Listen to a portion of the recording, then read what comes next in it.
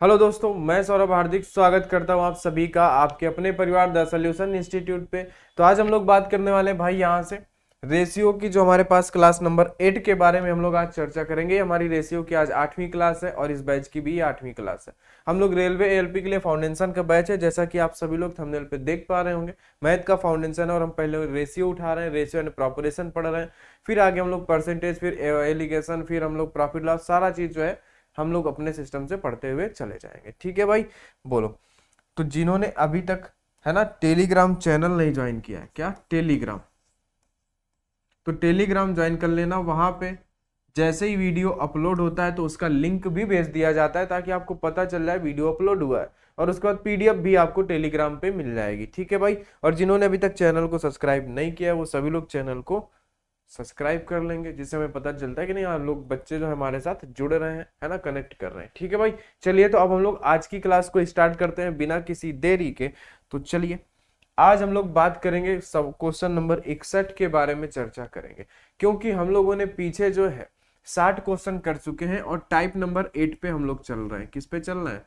Type number 8 पे। अब यहां से आपके कुछ क्वेश्चन जो है स्टार्ट हुए, जो रेशियो चैप्टर स्टार्ट हुआ है। ठीक है। और आज की जो हमारे पास क्लास है, ये हमारे पास क्लास नंबर 8। पीछे जो हमारी 7 क्लासेस हो चुकी हैं, तो जिन्होंने अभी तक वो क्लास नहीं देखा है वो सभी लोग पीछे से क्लास देख लें, जिससे आपको पता चलता रहे कि भाई बेसिक तो पता होना चाहिए, है ना। जिन्हें बेसिक पता है तो भाई कोई दिक्कत नहीं, आप यहीं से कंटिन्यू कर सकते हो, है ना। तो हम लोग आज टाइप नंबर 8 पे चलेंगे, है ना। टाइप नंबर 8 पे हम लोग चल रहे थे, इसे हम लोग आगे कंटिन्यू आज करेंगे भाई। ठीक है, चलिए। तो यहाँ पे देखो भाई, क्वेश्चन क्या है, क्वेश्चन को ध्यान से पढ़ना सीख जाओ।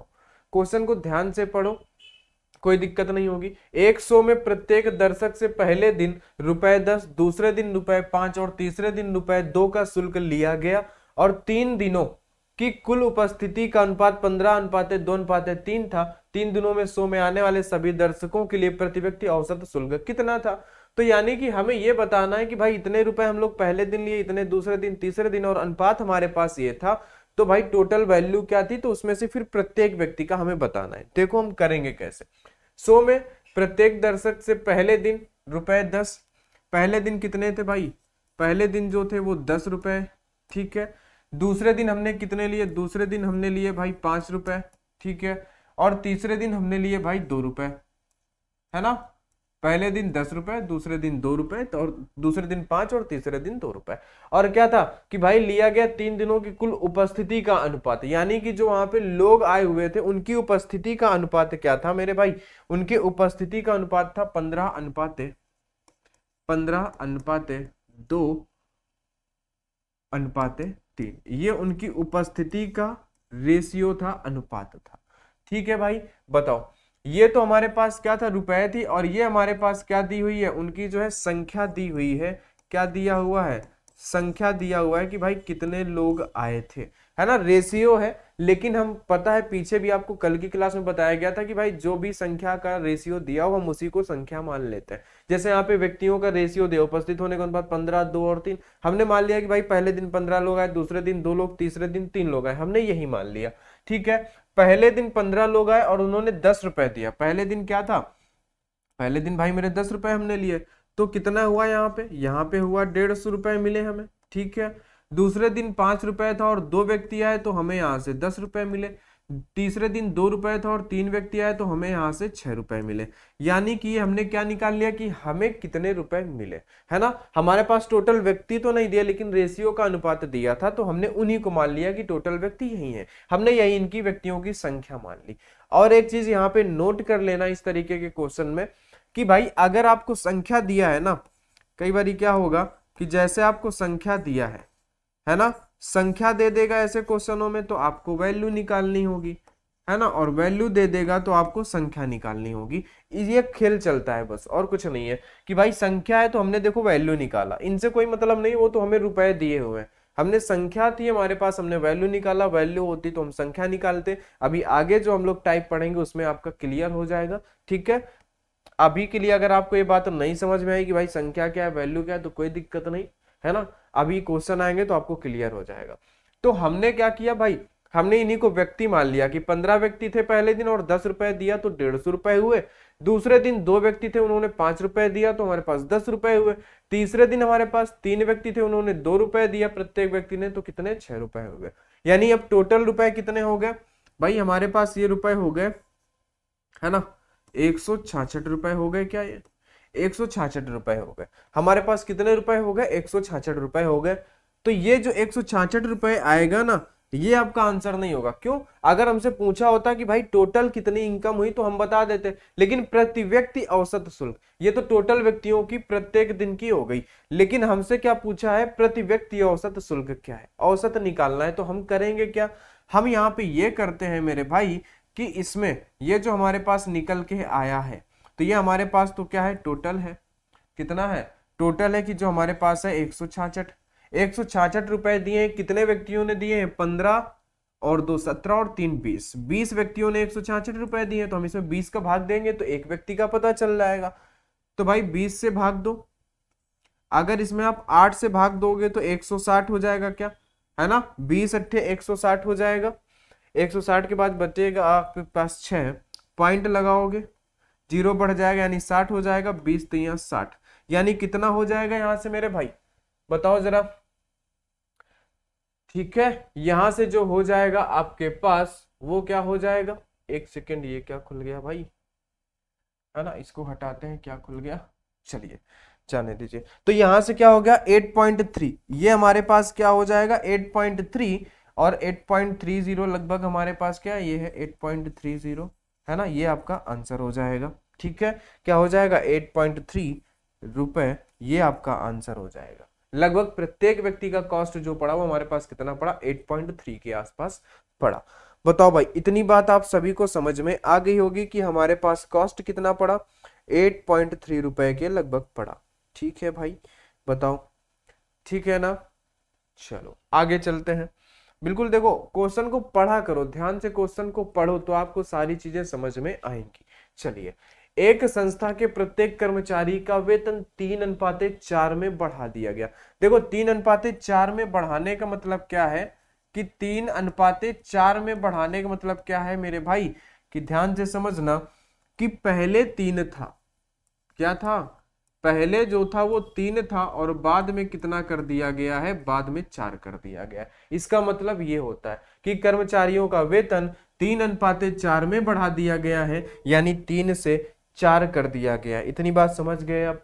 जबकि कर्मचारियों की संख्या 5:3 में कम कर दी गई है। देखो 5:3 में कम की गई, यानी कि पहले 5 थे, अब कर्मचारियों की संख्या 3 कर दी गई है, जिससे संस्था को 45 रुपए का लाभ हुआ है ना, 45,000 रुपए का लाभ हुआ। संस्था का पूर्व खर्च क्या था, यानी कि देखो क्या किया गया कि पहले हमारे पास 3.4 में क्या किया गया कि भाई कर्मचारियों का वेतन तो बढ़ा दिया गया, लेकिन कर्मचारियों की जो संख्या थी 5:3 में वो कम कर दी गई। पहले 5 थे तो अब 3 कर दिए गए।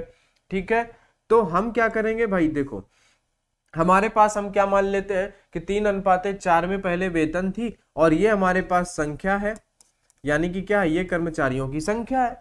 तो हम यहाँ पे क्या करेंगे कि हम यहाँ पे टोटल खर्च निकाल लेंगे। कैसे निकालेंगे कि भाई पहले हमारे पास 3 हम रुपए देते थे और 5 लोग थे, यानी कि पहले हमारा 15 रुपए का खर्च था, यहाँ पे 4 3 12 रुपए का खर्च हो गया। अब बाद में पहले 15 का था, अब 12 का खर्च हो गया। अब देखो रेशियो और डिवाइड हो तो हमें कर देना चाहिए, हम 3 से डिवाइड कर सकते हैं क्या, 5 3 15 और 4 3 12।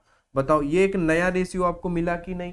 देखो बात भेजे में घुसी कि नहीं आपके, मतलब यहाँ पे क्या है कि पहले क्या किया गया, वेतन जो है वो 3:4 में बढ़ा दी गई, यानी 3 से करके उसको 4 कर दिया गया, लेकिन कर्मचारियों की संख्या 5:3 में कम कर दी गई है ना। पहले 5 थे अब 3 कर दिए गए हैं। तो हम इनका पहले क्या, जिसमें संस्था का कुल लाभ हुआ, संस्था का पूर्व खर्च क्या था, खर्च पूछा तो पहले हमें टोटल खर्च पता करना पड़ेगा कि भाई देखो पहले अगर हम एक व्यक्ति को 3 रुपए दे रहे थे, पहले हम कितना दे रहे थे, पहले हम दे रहे थे 3 रुपए और व्यक्ति कितने थे, 5 थे, तो हमारा कितना लग रहा था, 15 रुपए लग रहे थे। हम ये मान लेते कि भाई यही व्यक्ति हैं, इतने ही, है ना। उसके बाद क्या हुआ कि जब हम 4 रुपए वेतन बढ़ा दिए और 3 व्यक्ति कर दिए तो हमारे 12 रुपए लगने लगे। इस रेशियो को हमने काट दिया तो हमारे पास 5:4 मिल गया। और देखो अब क्या हुआ कि यहाँ पे जो अंतर आ रहा है ना, हमारे पास जो खर्च में अंतर आ रहा है वो कितने का आ रहा है, देखना जरा। हमने क्या किया है भाई, हमने यहाँ पे टोटल खर्च ही तो निकाला है। बताओ क्या हो रहा है जी, ठीक है बताओ, हमने टोटल खर्च ही तो निकाला है भाई। पहले हमारा क्या लग रहा था, 5 रुपए खर्च लग रहा था, और अब हमारा 4 लग रहा है। क्या लग रहा है, 4 लग रहा है, यानी कहीं ना कहीं से हमें लाभ तो है ना। लाभ है कि नहीं, मानो कि आपकी कंपनी है, आपने क्या किया, वेतन तो बढ़ा दिया, मतलब कि जो वर्कर्स उनका वेतन तो बढ़ाया, लेकिन कुछ वर्कर कम कर दिए, है ना, कम कर दिए। यानी पहले आपका खर्चा था 5 रुपए और अब आपने वेतन बढ़ा दी लेकिन वर्कर कम कर दिए हैं, तो आपका खर्चा है 4 रुपए। यानी आपको लाभ हुआ कि नहीं हुआ। पहले आपकी जेब से 5 रुपए जा रहे थे वेतन में, जो आपके नीचे काम कर रहे थे, अब आपके 4 रुपए जा रहे हैं। आपको लाभ कितना हुआ रेशियो के हिसाब से, 1 यूनिट का। और यही लाभ कितने का इन्होंने बोला है कि 45,000 का लाभ हो रहा है। बताओ एक्चुअल में वो कितने का लाभ है, 45,000 का लाभ है। बताओ जरा, एक बराबर कितना है, 45,000। यानी कि आपको 1 यूनिट की वैल्यू यहां से मिल गई कि 45,000 रुपए का हमें लाभ हो रहा है। बोलो क्वेश्चन में कितना बढ़िया घुमाया है, लेकिन हमें कोई दिक्कत नहीं हुई। हमने कुछ नहीं किया, पहले का खर्च निकाला, पहले खर्च में और अब के खर्च में हमने अंतर देखा कितने का हुआ, तो हमें 1 का लाभ हो रहा था। रेशियो के हिसाब से हमें 1 का लाभ हो रहा था, लेकिन एक्चुअल में जिसमें संस्था को 45,000 रुपए का लाभ हुआ, यानी 45,000 रुपए का लाभ हो रहा है, क्या करने पर, वेतन बढ़ा दिया लेकिन कर्मचारी कम कर दिए उसने, है ना। तो उसको एक यूनिट क्या रेशियो में 1 का लाभ हो रहा था, लेकिन एक्चुअल में 45,000 का लाभ हुआ, तो हमें 1 की यूनिट तो पता चल गई ना। संस्था का पूर्व खर्च क्या था, संस्था का पूर्व खर्च क्या था, यानी पहले का खर्चा क्या था। पहले का खर्चा आप कैसे निकालोगे भाई, आप इस वेतन से तो नहीं निकाल सकते हो ना, इससे तो आपको कोई मतलब नहीं है भाई। आप खर्चा कैसे निकालोगे, जो आप खर्च कर रहे हो, जो लोगों को पैसा दे रहे हो, तो लोगों की संख्या क्या थी पहले, पहले लोगों की संख्या थी 5। पहले लोगों की संख्या कितनी थी भाई, जो आप लोगों को पैसा दोगे पहले, तो वही तो बताओगे। पहले का खर्च कितना था, 5। तो इस 45,000 में 1 यूनिट की वैल्यू 45,000 है, इसमें 5 का गुणा कर दो, तो 5 25, 5 5 दूना 10 और 10, है ना, 5 को 20 और 2 22 हो जाएगा यहाँ पे, ठीक है। और ये हमारे पास 2 जीरो, यानी कि 2,25,000 रुपए का खर्च था पहले। पहले कंपनी में 2,25,000 का खर्च था। अब देखो, अब 3 लोग हो गए है ना, आपको एक बार क्वेश्चन को चेक करके बता देते हैं। 45,000 का लाभ है, अब 3 लोगों को पैसा देना पड़ रहा है, तो 5 तिया 15 का 5, 4 तिया 12 और 1 13, ठीक है। अब बताओ, अगर इसमें से आप माइनस करो, 2,25,000 में से 1,35,000 माइनस करते हैं क्या, है ना, तो ये तो 0 हुआ, ठीक है। बताओ भाई, ये तो 0 हो गया, 12 में से 3 गया, तो भाई हमारे पास कितना हुआ, है ना। अब का खर्च कितना है, 5:4 में खर्च है, यानी कि अब व्यक्ति हमारे पास 3 बच्चे हैं, है ना। तो 5 तिया 15, 5 4 तिया 12, 4 तिया 12 और 1 13। अब का खर्च हमारे पास कितना है भाई, अब का खर्च है हमारे पास 1,35,000 है क्या, पहले था हमारे पास 2,25,000 था, ठीक है। बताओ भाई, तो ये आपको यहां से पता चल गया क्या, इतना आपको पता चला कि नहीं, है ना। बताओ भाई, बोलो, 1 यूनिट की वैल्यू आपको पता चल गई है पहले, है ना। और अब हमारे पास खर्चा कितना है, इसी में से 45 घटा दोगे तो आपको वो वाला खर्चा मिल जाएगा। 45,000 का आपको फायदा हो रहा है। 45,000 का क्या हो रहा है भाई मेरे, फायदा हो रहा है ना। यानी पहले का खर्च कितना था, 2,25,000 रुपए का पहले का खर्च था, है ना। पहले का खर्च कितना था, इतना था। अब का खर्च कितना हो जाएगा, इसी में अगर 45 घटा दोगे, है ना। अब 45,000 आपको लाभ हो रहा है, यानी 45,000 आपके कम लग रहे हैं, 45,000 क्या हो रहे हैं आपके कम लग रहे हैं, ठीक है। बताओ, 12 में से कितना जाएगा, 8, और ये कितना हो जाएगा, 1,80,000 का अब आपके पास खर्चा बचा है, 1,80,000 का बचा है, ठीक है। अब कितने का खर्चा बचा है, 1,80,000 का आपके पास खर्चा बचा है, ठीक है। चलिए, इतनी सी बात आपको समझ में आ गई होगी कि भाई पहले हमारा खर्चा कितना था और अब कितना है। पहले 2,50,000 2,25,000 था, उसमें से 45 घटा दो, क्योंकि अब आपको 45 का लाभ हो रहा है, यानी 45 और कम देना पड़ रहा है, ठीक है। चलो, ये बात आपको समझ में आ गई। चलिए आगे 63 नंबर पे, 2 वस्तुओं का मूल्य क्रमशः 3:2 के अनुपात में है। पहली वस्तु का मूल्य 40%, ठीक है। पहली वस्तु का मूल्य 40% से बढ़ाया जाता है और दूसरी वस्तु का मूल्य x% से घटाया जाता है। यदि दोनों वस्तुओं के मूल्य का नया अनुपात क्रमशः 7:3 है तो x का मान बताओ। अब देखो हमारे पास क्या है कि पहली वस्तु का मूल्य 40% से बढ़ाया जाता है, यानी कि देखो 100% मूल्य तो उसका है ही, लेकिन 40% से बढ़ा दिया गया, यानी कि 140 है। ठीक है, 140 हो गया। अब देखो इसमें क्या बोला है कि दूसरी वस्तु में x% घटाया जाता है, यानी कि वो 100% की है, x% हम इसमें घटा देंगे तो जो आएगा वही तो हमारा इसका क्या हो जाएगा, x की वैल्यू हमें बतानी है, x का मान हो जाएगा कि भाई हम कितना घटा दें, है ना। देखो पहली वस्तु में हमने क्या किया, पहली वस्तु का 40% बढ़ाया जाता है तो 100% तो होती है, 40 बढ़ा दिया 140 हो गया।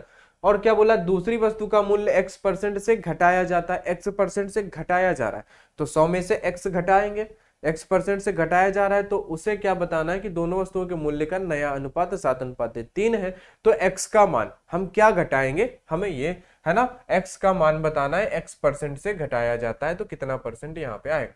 दो वस्तुओं का मूल्य क्रमशः 3:2 के अनुपात में, 3:2 के अनुपात में। अब देखो पहली वस्तु का मूल्य इतना बढ़ाएगा तो हम इसको इस तरीके से लिख लेंगे कि भाई पहले का 3 है और नीचे वाले का 2 है, 3/2 हम लिख सकते हैं। अब इसमें क्या किया गया है, 40% बढ़ाया गया है, यानी कि 140%, है ना। 100% तो होता है 140%। इसमें क्या करना है हमें कि भाई इसमें x% घटाना है, क्या करना है, x% हमें कम किया गया है तो यहाँ पे हम x% करेंगे, x% करेंगे कि नहीं, फिर उसके बाद हम 100 में से माइनस कर लेंगे तो हमारे पास आंसर आपको मिल जाएगा। ठीक है, बताओ, तो हमने यहाँ पे x मान लिया, परसेंटेज लगाने का कोई मतलब नहीं क्योंकि ये परसेंटेज से परसेंटेज आपका डिवाइड हो जाएगा। तो नया अनुपात कितना बन रहा है, नया अनुपात बन रहा है 7/3, बताओ। ठीक है, तो अब बताओ कुछ डिवाइड हो सकता है क्या यहाँ पे, ऐसा आपके पास क्वेश्चन की लैंग्वेज बन गई। अब इसको 7 से आप डिवाइड करोगे तो 7 दूना 14, 2 से आप डिवाइड करोगे तो यहाँ पे 10 ताई 30 हुआ, 30 है ना, 30 बराबर का 3x हुआ। ठीक है, तो x बराबर आपके पास कितना आ गया, x बराबर 10 आ गया क्या, x बराबर कितना आ गया भाई मेरे, x बराबर आ गया आपका 10, x बराबर कितना आ गया 10, यानी x की वैल्यू कितनी है मेरे भाई 10% है। x की वैल्यू कितनी है, x की वैल्यू है 10%, 10% से घटाया जाता है, कितना 10% से, कोई दिक्कत नहीं है भाई, है ना। 10 या 30, 30 बराबर ये x नीचे था इधर चला गया भाई मेरे, बताओ गड़बड़ हुआ क्या। ठीक है, 1 मिनट, x की वैल्यू है ना, इसको हम लिखेंगे 30, 30 बटे में x, इधर हमारे पास है 1/3 है ना, तो x बराबर 90 आया भाई, सॉरी गलती हुई यहाँ से, x बराबर 90 आएगा। तो हम क्या करेंगे भाई, वो 100% था, है ना, x बराबर 90 आएगा वहां पे, ठीक है ना, हाँ वहां पे ये मल्टीप्लाई करने में गड़बड़ हो गई। तो x बराबर कितना आएगा, 90 आएगा। अब देखो x की वैल्यू आपके पास 90 आई है, लेकिन अब ये x का मान नहीं है, आपको यहाँ पे ये परसेंट की वैल्यू मिली कि x बराबर हमें 90 रखना है, यानी यहाँ पे क्या था 40 दिया था तो हमने 40 जोड़ दिया, लेकिन यहाँ पे हमें x को घटाना था ना, तभी तो हम बता पाएंगे कि भाई कितने का हम क्या कर रहे हैं, कमी कर रहे हैं। तो भाई 100% था ये, तो हम कितना का x जो हमारे पास यहाँ पे आया इसको हम माइनस करेंगे तो कितना आएगा 10%, कितना आएगा 10%, यानी कि हमारे पास क्या होगा, आंसर तो हमारे पास 10% ही आना है, यानी कि 10% से घटाया जा रहा है ना।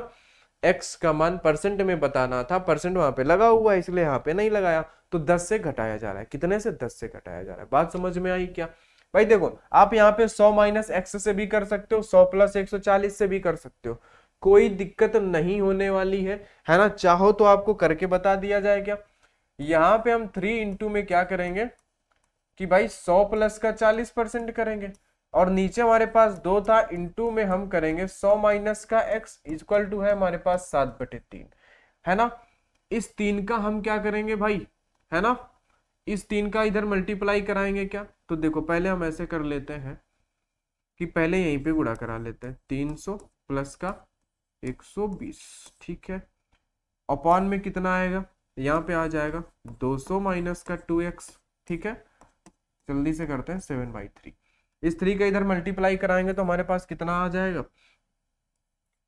यहाँ पे आएगा 3 3 9 प्लस 12 3 36 अपॉन में कितना आएगा, इधर 7 का मल्टीप्लाई होगा 1400 माइनस का 14x, तो हम इसको इधर लिख सकते हैं, ठीक है। इधर हम इसको इक्वल में लिख देंगे कि 1400 माइनस का 14x। बताओ इतनी सी बात आप समझ गए क्या। इस x को हम इधर ले आएंगे, ठीक है। इनको जोड़ो जरा, 9 और 3 आपके पास कितना होगा, 9 और 3 है ना 1260, यानी 1400 में हमें क्या करना है भाई मेरे, 1260 को माइनस कर देना है, तो आपके पास कितना आ जाएगा बताओ जल्दी से, 140 आया ना, ठीक है। यानी कि 14x बराबर 140 आया, तो x बराबर क्या आ जाएगा, 140 बटे में 14 आएगा। तो 14 से कितनी बार कैंसिल हुआ, x बराबर 10 आया। आप इसको ऐसे भी तो कर सकते हो, यहाँ से डायरेक्ट आ जाएगा, लेकिन इतना लंबा हमें क्या करना, हमें ये देखो यहाँ पे आपसे ये बोला गया कि भाई 40% उसने बढ़ाया, तो आपने 40 को वहां पे ऐड किया। अब आप क्या कर रहे हो कि x घटाना है, लेकिन आपको x की वैल्यू नहीं पता है, लेकिन आपने x मान लिया, तो हम 100 में से उस x को घटाएंगे ना, तभी तो कमी की आंसर आएगा। इसलिए हमने क्या किया, देखो यहाँ पे देखो 40 की वैल्यू दिया था, लेकिन हमें 90 यहाँ पे नहीं पता था, हमने x मान लिया, तो इस 90 को जब हम घटाएंगे तभी तो आया। कितना आया भाई, हमने इनको दोनों को जोड़ा तो 140 आया, इन दोनों को घटाएंगे तो 10 आएगा, तो वही तो हमारा आंसर होगा, है ना। आप ऐसे भी कर सकते हो, आपको करके बता दिया गया है, ठीक है। चलिए आगे, 25 पैसे 50 पैसे। अब देखो ये हमारे पास एक नया टाइप है ना। पीछे जो था टाइप नंबर 8 वो हमारा कंप्लीट हुआ। अब हम चलेंगे टाइप नंबर 9 की तरफ। कौन सा टाइप, कि भाई ये जो है हमारा टाइप नंबर 9 है, जिसमें अब हम लोग सिक्के वाले क्वेश्चन करने जा रहे हैं, ठीक है। अब वो वाली बात यहाँ पे आपको समझ में आएगी कि संख्या दिया है तो वैल्यू, वैल्यू दी है तो संख्या, वो यहाँ पे समझ में आएगा। 25 पैसे 50 पैसे और रुपए 2 और रुपए 5 के सिक्कों की संख्याओं का अनुपात 5:4:3:2 के 3:1 है। यदि सिक्कों की कुल राशि इतनी है तो 25 पैसे और इतने सिक्कों की संख्या के बीच का अंतर क्या होगा। देखो पहले आपको क्या दिया है, सिक्के दिया है, कितना 25 पैसे यानी कि 0.25, ठीक है, ये सिक्के हो गए। दूसरा है हमारे पास 50 पैसे के ये सिक्के हो गए। फिर है हमारे पास 2 रुपए के सिक्के, फिर है हमारे पास 5 रुपए के सिक्के। ध्यान से समझना। और सिक्कों की संख्याओं का अनुपात, देखो ये तो रुपए हो गए, ये कितने रुपए के सिक्के हैं, अब इनकी संख्याओं का अनुपात दिया, यानी 25 पैसे के 5 सिक्के हैं, 25 पैसे के 5 हैं, 50 के 4 हैं और 2 के 3 है, 5 का 1 है। बताओ अब देखो यहाँ पे वो कॉन्सेप्ट काम आता है कि भाई ये हमारे पास क्या है, ये है हमारे पास संख्या, ये क्या है, ये सिक्कों की संख्या है ना, तो हमें वैल्यू निकालनी होती है। संख्या है तो वैल्यू पता करेंगे, वैल्यू है तो हम संख्या पता करेंगे। कैसे, अभी क्वेश्चन में सब कुछ आएगा, ठीक है। अब देखो 25 में 5 का गुणा करोगे तो 25 पंचे 125, यानी कि ये कितने 1 रुपए 25 पैसे है ना। ये भाई 25 पैसे के 5 सिक्के लोगे आप तो 1 रुपए 25 पैसे बनेगा। अब 50 पैसे के 4 सिक्के लोगे तो कितना बनेगा, 2 रुपए बनेगा। और 2 रुपए के 3 सिक्के लोगे तो 6 रुपए बनेंगे। 5 रुपए का एक सिक्का लोगे तो 5 रुपए बनेंगे, ठीक है। ये क्या आ गया, वैल्यू आ गया। और देखो यहाँ पे क्या दिया, यदि सिक्कों की कुल राशि 285 रुपए है, और ये सिक्कों की कुल राशि ही तो है भाई, 0.25 के 5 सिक्के हैं, यानी कि 1.25, कितना 1.25 रुपए। तो रेशियो के हिसाब से ये कुल राशि है, लेकिन क्वेश्चन में 285 दिया है, तो हम रेशियो से 285 वाले को डिवाइड करेंगे तो हमें 1 की वैल्यू मिलेगी, आपको पता है भाई। इनको जोड़ो, है ना, 6 2 8 8 और 5 13 1 14, यानी कि 14.25 है ये टोटल कितना है, 14.25 है। और एक्चुअली में वैल्यू जो है वो 285 है, और यहाँ पे 14.25 है। अब देखो जरा, यहाँ से पॉइंट हटाओगे, ऊपर 2 जीरो लग जाएंगे, ठीक है, ऊपर 2 जीरो लग जाएंगे। अब देखो इसको डिवाइड करना है मेरे भाई। इतनी सी बात समझ में आई कि नहीं। ये सिक्के थे, ये सिक्कों की संख्या थी, हम एक्चुअली में मान लेते हैं कि इतने ही सिक्के हैं, ये आपको बताया गया है ना, बार बार बताने की जरूरत नहीं है। लोगों की संख्या होती है, मान लेते हैं उतने ही लोग हैं, ठीक है। तो ये आपके पास एक टोटल रेशियो के हिसाब से इनकी कितनी टोटल वैल्यू निकल के आ गई। ये क्या निकल के आई है, ये निकल के आई है वैल्यू, टोटल वैल्यू। और क्वेश्चन के हिसाब से क्या थी वैल्यू, 285। तो इसको हम रेशियो से डिवाइड करेंगे तो हमें 1 की वैल्यू मिलेगी। 1 बराबर क्या होगा, ठीक है। तो अब देखो, आप अगर देखोगे तो 14 दूनी 28, 25 दूनी 50, यानी ये इसका जस्ट डबल लिखा हुआ है, तो इतना आ जाएगा। तो एक बराबर वैल्यू कितनी आ गई, 20 आ गई। ठीक है, यानी कि यहाँ पे एक बराबर वैल्यू आ गई 20। बात आप समझ गए क्या इतनी, है ना। एक बराबर वैल्यू 20 आ गई, तो यानी यहाँ पे 20 का गुणा कराओगे, यहाँ पे 20 का, यहाँ पे 20 का, यहाँ पे 20 का, तो टोटल 285 ही होगा। ठीक है, अब देखो, तो आपको पूछा क्या है, 25 पैसे और 5 रुपए, है ना, रुपए 5 के सिक्कों की संख्या के बीच का अंतर क्या है। तो देखो, 25 पैसे के सिक्कों की संख्या और 5 रुपए, 25 और 5 रुपए के बीच का बताना है। तो सिक्कों की संख्या यहाँ पे 5 है और यहाँ पे 1 है, तो 5 और 1 के बीच में अंतर कितने का है, 4 का है।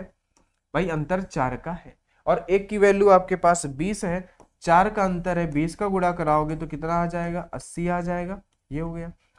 चाहो अगर आप, तो यहाँ पे अगर 20 का कराओगे तो ये 100 होगा, यहाँ पे 20 का कराओगे तो ये 20 होगा, यहाँ पे भी माइनस कर दो, 80 ही आएगा, क्योंकि हमें उनका अंतर ही तो बताना है। ठीक है, ये यहाँ से 80 ही आएगा। लेकिन हम चाहें तो भाई इनका, इन सिक्कों का अंतर बताना है, तो सिक्के यहाँ 5 है, यहाँ पे 1 है, यानी कितने का अंतर हुआ, 4 का अंतर हुआ, और 1 की वैल्यू है 20, तो 4 का वैल्यू 80 हो जाएगा। कोई दिक्कत नहीं, हमारे पास 80 रुपए का अंतर हो जाएगा। कितने का अंतर है, 80 का अंतर है भाई। ठीक है, कितने का, 80 का अंतर है। ठीक है, चलो आगे देखते हैं। एक बैग में रुपए 5, रुपए 10 और रुपए 20 मूल्य वर्ग के सिक्के हैं। अब देखो, मूल्य वर्ग का मतलब क्या होता है ना, कि इस क्रम में रखे हैं, बाकी वर्ग का कोई यहाँ पे लेना देना नहीं है। 5, 10 और 20 वर्ग के सिक्के हैं। ठीक है, बैग में सिक्कों की कुल संख्या, देखो अब यहाँ पे सिक्कों की कुल संख्या दिया है 240, यदि 5, 10 रुपए सिक्कों की कुल संख्या का अनुपात दिया है। अब देखो पीछे क्वेश्चन में क्या दिया था, सिक्कों के क्या दिया था, सिक्कों की कुल राशि दी थी, टोटल वैल्यू दी थी, तो हमने किससे डिवाइड किया था, जो इनकी वैल्यू आई थी। भाई हमने वैल्यू से ही तो वैल्यू को डिवाइड किया। अब यहाँ पे क्या है, यहाँ पे सिक्कों की कुल संख्या, सिक्कों की कुल संख्या दिया हुआ है 240, और हम इसको किससे डिवाइड कर सकते हैं, सिक्कों की कुल संख्या जो रेशियो में दी होगी उससे डिवाइड कर सकते हैं। तो सिक्कों की कुल संख्या रेशियो में भी दी है, यानी 3 2 5 और 5 10, 10 से हम डिवाइड करेंगे क्या, तो 1 बराबर 24 है ना, 1 बराबर 24 है। जैसे कि यहाँ पे क्या था, यहाँ पे वैल्यू का मान निकल के आया था 1 बराबर 20, तो हम वैल्यू के साथ गुणा करा रहे थे, लेकिन यहाँ पे सिक्कों का निकल के आया कि 1 बराबर 24, 1 यूनिट बराबर 24। अब देखो हमें करना क्या है, हमारे पास है क्या कि भाई 5 रुपए, 10 रुपए और 20 रुपए के सिक्के हैं। ठीक है, और इनका अनुपात क्या है, इनका अनुपात ये है कि यहाँ पे आएगा 2, यहाँ पे आएगा 3, यहाँ पे आएगा 5। लेकिन हमने सिक्कों का तो पता कर लिया ना कि एक सिक्का बराबर 24, तो हम सीधे यहाँ गुणा करा के रेशियो ही लिखेंगे ना। बताओ भाई 2 है, यहाँ पे हमें 2 लिखना था, 1 की वैल्यू 24 है, तो 2 की वैल्यू तो 48 होगी। क्यों भाई, यहाँ पे देखो ये एकदम पीछे वाले क्वेश्चन अलग है, यहाँ पे सिक्कों की कुल संख्या का अनुपात क्या वैल्यू है, और सिक्कों की कुल संख्या का अनुपात भी है, जो टोटल वैल्यू जिसकी दी होती है उसी के अनुपात से उसको डिवाइड करते हैं। ठीक है, अब ऐसा नहीं करेंगे कि हाँ सिक्कों की कुल संख्या हम कुल वैल्यू से, है ना, सिक्कों के मान से डिवाइड करें, नहीं, सिक्कों की संख्या से ही डिवाइड करेंगे।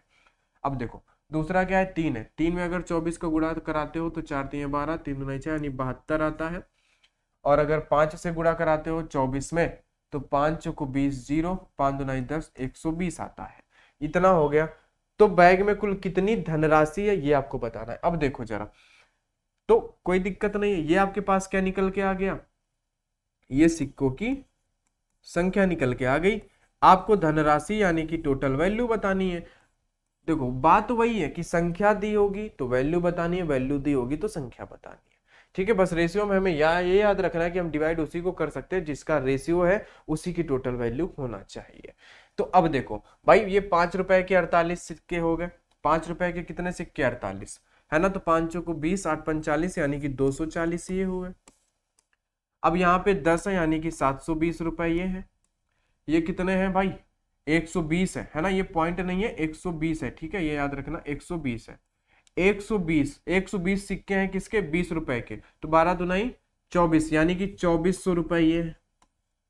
बताओ यही तो है ना भाई, 48 सिक्के हैं 5 रुपए के, तो कितने, 240 रुपए हुए, है ना, और 10 रुपए के 72 सिक्के हैं तो 720 रुपए हुए, 20 रुपए के 120 सिक्के हैं तो 2400 रुपए हुए। और हमें टोटल धनराशि ही बतानी थी, कुल कितनी धनराशि है, तो इन सभी को जोड़ दो, है ना। इन सभी को आप जोड़ दो कि भाई 2400 और 720 और 240, 0 4 2 6, है ना, 4 2 6 और ये 13 और ये 3360 रुपए हैं।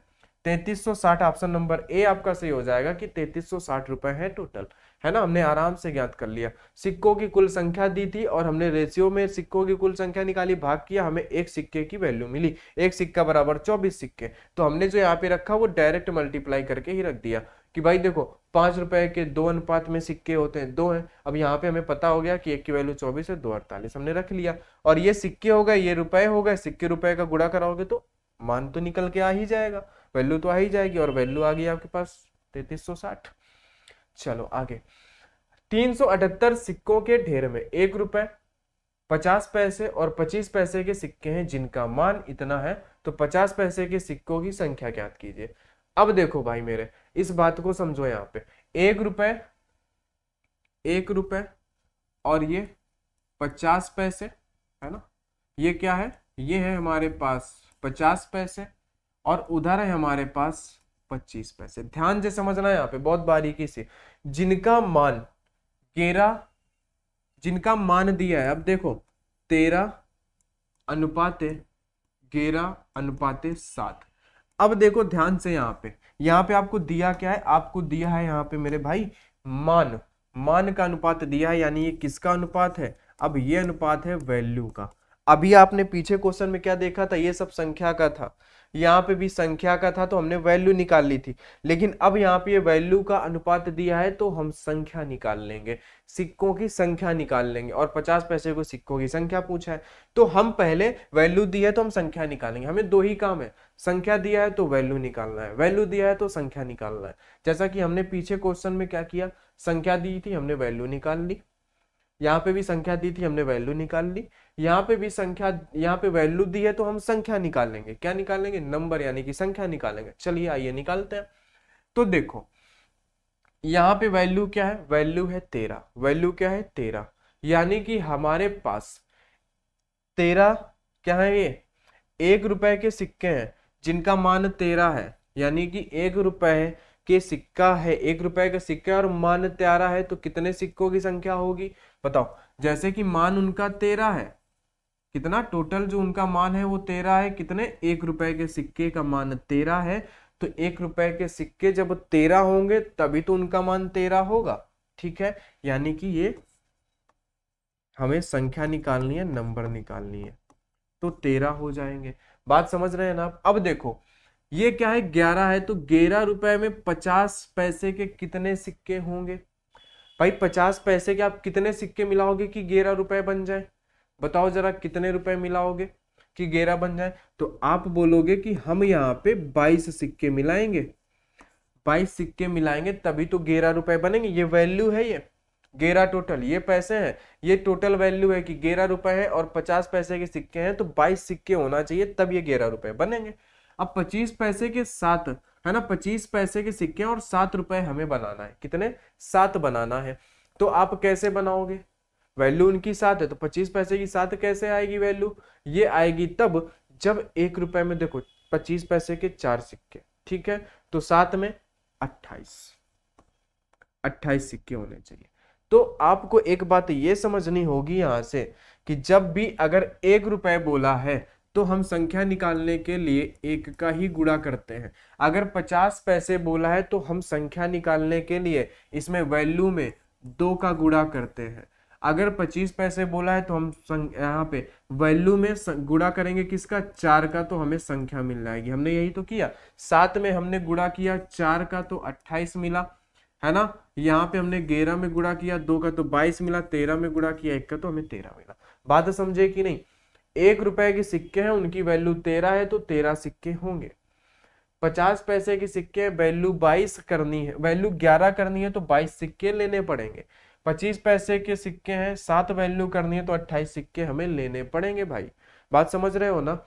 तो अब देखो 50 पैसे के सिक्कों की संख्या बता दो। अब हमने संख्या बता दिया तो 50 पैसे के सिक्कों की संख्या कितनी होगी मेरे भाई, ये आपसे पूछा है 50 पैसे के सिक्कों की संख्या। अब देखो यहाँ पे क्या आया है, यहाँ पे आया है 22। कितने आए हैं? 22।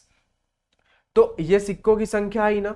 और देखो 378 सिक्के आपसे बोला हुआ है, ये देखो है ना, 378 सिक्के बोला है ना, सिक्के के ढेर में, यानी कि 378 सिक्के हैं टोटल। तो यहाँ पे देखो कितने हो रहे हैं भाई, देखो जो टोटल दिया है हम उसी के अनुपात से डिवाइड करेंगे। ये सिक्कों की संख्या दी है 378, 378 सिक्के के ढेर, 378 सिक्कों की संख्या है। और ये क्या है? ये भी तो सिक्कों की संख्या है। ये क्या है मेरे भाई? ये सिक्कों की संख्या है ना, तो हम सिक्कों की संख्या से ही इसको डिवाइड करेंगे। तो अब देखो यहाँ पे जोड़ो जरा, 2 2 4 1 5, 5 8 और 2 यानी कि 60, और ये 63 हुआ, 63 हुआ। हम 63 से इसको डिवाइड करेंगे भाई, 63 से डिवाइड करो जरा, है ना। 8 संग 48 हो जाएगा, 7 संग 42 होगा, 6 बार डिवाइड होगा क्या पहले ये, है ना? बताओ, अगर हम 6 बार डिवाइड करते हैं तो 6 36 आता है ना। ये पहले 6 बार डिवाइड होगा तो कितना आ जाएगा? 36, यानी कि 6 36। अगर हम 63 में से 6 का गुणा करते हैं तो 6 18 का 8 और 36 1 37, 378, 6 ही बार डिवाइड हो गया क्या जी? चलो 6 ही बार डिवाइड होगा, है ना। यानी कि ये 1 बार और ये 6 बार, है ना। यानी कि 1 की वैल्यू 6 है, 6 ही बार में ये डिवाइड हो गया, है ना। 1 बराबर 6, एक सिक्का बराबर 6 सिक्के हैं। तो 50 पैसे के कितने सिक्के हैं? 50 पैसे के 22 सिक्के हैं, जबकि 1 बराबर 6 है। तो हम क्या कर देंगे? 22 गुणे 6, तो 132 आ जाएगा क्या आंसर में? आंसर आपका क्या आ जाएगा? 132 आ जाएगा क्या? आंसर नंबर सी आपका क्या हो जाएगा? सही हो जाएगा, 132। सिंपल है, कुछ नहीं है, कुछ भी नहीं है। ये जो पैसे देता है ना, इनका मतलब सिर्फ इसके लिए कि ये पैसे हैं इसके, और उनका कोई लेना देना नहीं है। लेना देना हमें सिर्फ इतना दिमाग में रखो, वैल्यू और संख्या से है, और कुछ नहीं। वैल्यू दी है तो हमें संख्या निकालनी पड़ेगी। अगर वैल्यू दे दी कि भाई हमें 13 करनी है, तो 1 रुपए से 13 सिक्के लोगे, सिक्कों की संख्या 13 लोगे, तभी तो वैल्यू 13 होगी। अब 50 पैसे से हमें 11 करना है तो 22 सिक्के लेने पड़ेंगे, तभी तो 11 होंगे। 25 पैसे से 7 करने तो 28 सिक्के लेने पड़ेंगे, तभी तो होगा मेरे भाई। बताओ, ठीक है, चलो, है ना। तो आंसर आ गया आपका इतना। आगे देखते हैं, एक व्यक्ति के पास 10, 5 और 2 के मूल वर्ग के सिक्के हैं। देखो 10, 5 और 2 के सिक्के, 10, 5 और 2 के सिक्के हैं। ध्यान से समझना इस क्वेश्चन को, कितने के हैं? 10, 5 और 2 के सिक्के। 10 और 5 के सिक्कों की संख्या के गुणनफल, 5 और 2 के सिक्कों की संख्या के गुणनफल और 2 और 10 के सिक्कों की संख्या के गुणनफल का अनुपात दिया है। सिक्कों की संख्या के गुणनफल, ये तो सिक्कों का वो दिया है कि भाई कितने रुपए के सिक्के हैं, वो 5 के हैं कि 10 के। सिक्कों की संख्या हमें दी नहीं है ना। तो हम सिक्कों की संख्या मानेंगे। सिक्कों की संख्या कैसे मानेंगे? कि हम इसको मान लेंगे कि यहाँ पे सिक्कों की संख्या x है, यहाँ पे सिक्कों की संख्या y है, यहाँ पे सिक्कों की संख्या z है। हमने सिक्कों की संख्या मान ली कि 10 रुपए के सिक्कों की संख्या x है, 5 रुपए के सिक्कों की संख्या y है, और 2 रुपए के सिक्कों की संख्या z है। अब देखो क्या बोला है। अब बोला है कि भाई 10 और 5 के सिक्कों की संख्या के गुणनफल, 10 और 5, 10 और 5 यानी x और y, इनका गुणनफल। फिर क्या बोला है?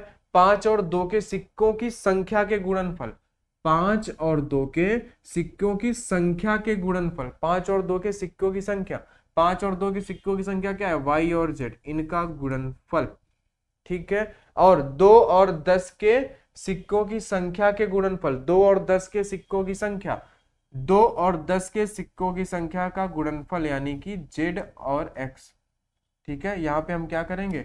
z और x का गुणनफल। अनुपात क्रमशः 3, 4 और 2 है, क्रमशः अनुपात 3, 4 और 2 है। इतना दिया है हमें, सिर्फ हमें बताना है कि भाई गुणनफल हमें ये सारे कुछ दिए हैं। तो चलिए हम इसको सॉल्व करते हैं। हमें बताना है कि भाई जो सिक्कों की संख्या जो हमने मानी है ना एक्स वाई जेड, तो इसी की वैल्यू बतानी कि एक्स की वैल्यू क्या, वाई की वैल्यू क्या, जेड की वैल्यू क्या। तो अब देखो घबराना नहीं है, हमें ये दिए हैं। तो हम बताओ जरा, अगर एक्स वाई अपान में वाई जेड करें तो कितना हो जाएगा, अगर हमने इन रेशियो को बटे में किया तो इनकी वैल्यू भी बटे में हो जाएगी 3/4, और y से y कट जाएगा, यानी कि x बटे जेड बराबर आपको मिल गया 3/4। कितना मिल गया, 3/4 मिल गया क्या। अब देखो अगर x y, देखो ध्यान से, अगर हम x y अपॉन में जेड एक्स कर दें तो इनकी वैल्यू भी अपॉन में आ जाएगी 3/2। भाई अगर हम रेशियो को एक्स वाई और जेड को बटे में लिख रहे हैं तो इनकी वैल्यू भी हम बटे में लिखेंगे, और एक्स से एक्स कैंसिल हो जाएगा, तो y अपॉन जेड की वैल्यू आ गई 3/2। अब अगर ध्यान से देखो तो हमें 3 मिल गए, x भी मिल गया, y भी मिल गया और z भी मिल गया, तीनों हमें मिल गया, और यही तीनों हमें बताने हैं। हमें क्या मिल गया कि भाई हमें x भी मिल गया, y भी मिल गया और z भी मिल गया। इसे नेक्स्ट पेज में कर लें क्या। देखो हमें बताने थे x y और z, हमने यही तो माना था, ठीक है। इनको ऐसे ना लिखो तो कोई दिक्कत नहीं, लिख लेते हैं x y और z, हमें तो यही बताना है। तो अब देखो जरा कि भाई x और z की वैल्यू कितनी है, 3 और 4 है। x और z की वैल्यू कितनी है मेरे भाई, 3 और 4 है। बताओ, इसको ऐसे ना करके हम क्या करेंगे, देखो एक सेकेंड, है ना, ऐसे आपको कर लोगे, ठीक है। x अपॉन जेड आपको कितना दिया है, ध्यान से समझना, x अपॉन जेड दिया है आपको 3/4, है ना। आपको समझाने के लिए ऐसे कर देते हैं कि y अपॉन जेड दिया है, y अपॉन जेड दिया है आपको 3/2। तो अब देखो हमारे पास 3 ही तो है, एक्स वाई जेड ही हमारे पास है। हमें क्या करना है कि भाई x की वैल्यू तो हमें पता है 3 है, y की वैल्यू हमें पता है ना, यहाँ पे भी 3 है क्या जी, चलो यहाँ पे y की वैल्यू 3 है, लेकिन देखो z की वैल्यू यहाँ पे अलग है और z की वैल्यू यहाँ पे अलग है। हम क्या देखते हैं, इन दोनों रेशियो में कॉमन क्या है। चलो जाने दो, छोड़ो इसको, एक सेकेंड, ये देखो, है ना, इसको हटाते हैं। आपको एक चीज पहले ही स्टार्टिंग में बताई गई थी रेशियो में, कि ऐसा रेशियो जो दोनों जगह पे है, जो दोनों पक्ष में, यहाँ पे दोनों पक्ष में क्या है, जेड है, तो उसकी वैल्यू भी सेम होनी चाहिए, लेकिन यहाँ पे वो वैल्यू तो सेम नहीं है, तो हम वैल्यू सेम करेंगे। यानी यहाँ पे 4 है तो इस जेड को भी हम 4 बनाएंगे, तो हम इसमें 2 का मल्टीप्लाई करेंगे तो ये 4 हो जाएगा, इसमें 2 का करेंगे तो ये 6 हो जाएगा। यानी अब x की वैल्यू 3 हो गई, y की वैल्यू 6 हो गई और z की वैल्यू अब दोनों जगह 4 हो गई। यानी कि x बराबर आ गया 3, y बराबर आ गया आपके पास कितना, 6, और z बराबर आ गया आपके पास 4। बात समझ में आ गई ना। हमने किया क्या कि x अपान y अपान z, यानी हमने ये दिमाग लगाया कि हमें x y z हमें चाहिए, एक्स वाई जेड, तो हमने यहाँ पे कर लिया कि भाई एक्स वाई और वाई जेड है, वाई से वाई कट जाएगा, एक्स जेड बचेगा, है ना। यहाँ पे हम करेंगे जेड से जेड कट जाएगा, वाई एक्स बचेगा, है ना। आप कहीं से भी कर सकते हो, किसी को किसी से भी डिवाइड करा सकते हो, कोई दिक्कत नहीं है ना। हमने क्रम से करा लिया, पहले इसको करा लिया और फिर हमने इसको करा लिया, कोई दिक्कत नहीं हुई, ठीक है। चलिए, तो अब यहाँ पे ये आ गया हमारे पास, ठीक है। तो अब हमें बताना यहाँ से ये है कि भाई हमारे पास सिक्के तो आ गए हैं, सिक्के आ गए हैं कितने, 3, 6 और 4, कितने आ गए हैं, 3, 6 और 4। तो यहाँ पे हम 3 रख सकते हैं, यहाँ पे हम 6 रख सकते हैं, यहाँ पे हम 4 रख सकते हैं। तो 10 दही हमारे पास 30 होगा, और 6 पंचे भी 30 होगा, और 4 दुनाई 8 होगा, यानी 30 और 30 60 और 8 68, 68 हमारे पास क्या है, रुपए हैं। 68 रुपए हैं, कितने हैं, 68 रुपए। वैल्यू हमने निकाल ली, क्योंकि हमने संख्या माना तो हमें वैल्यू निकालनी थी। आपको पता है अगर हम संख्या दी गई तो हमें वैल्यू निकालना पड़ेगा, हमने वैल्यू निकाल दिया, कोई दिक्कत नहीं हुई। ये रुपए थे, ये हमारे पास सिक्कों की संख्या हमने निकाल ली एक्स वाई जेड मान के, हमने मल्टीप्लाई करा दिया, वैल्यू मिल गई, कोई दिक्कत नहीं हुई, ठीक है।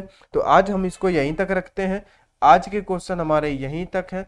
हम लोगों ने 67 नंबर तक क्वेश्चन कर लिया, अब 68 क्वेश्चन हम कल करेंगे, ठीक है।